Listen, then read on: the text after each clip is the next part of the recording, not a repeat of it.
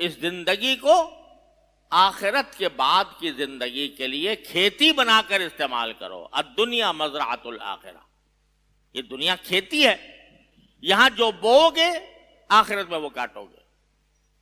لہذا ہر انسان کو یہ فکر چاہیے کہ میرے مرنے کے بعد میں ایک مراقبہ ہے، چھوٹا سا مراقبہ. یعنی مراقبے سے مراد یہ ہے کہ ذرا سا دھیان. آدمی 24 گھنٹے میں کسی وقت سوچے کہ اگر میری اس وقت موت آ جائے،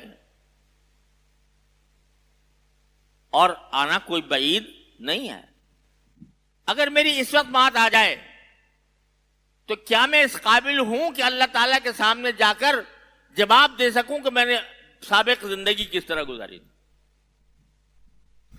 تو یہ چھوٹا سا مراقبہ کر لیا کرے تو انسان کے دل میں خود بخود اپنی اصلاح کا جذبہ پیدا ہوگا.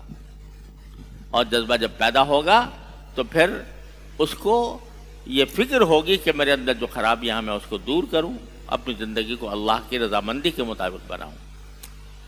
اور اس کے لیے پھر جب فکر پیدا ہو جائے گی تو پھر خود راستے ڈھونڈے گا. اگر فکر ہی نہیں ہے تو راستہ کیسے ملے گا؟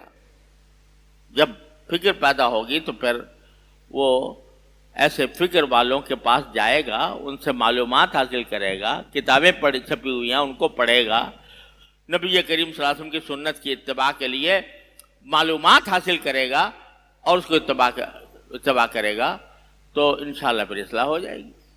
اللہ تعالیٰ اپنے فضل و کرم سے، اپنے رحمت سے ہم سب کی اس طرح اصلاح فرمائے. وآخر دعوانا الحمدللہ رب العالمین.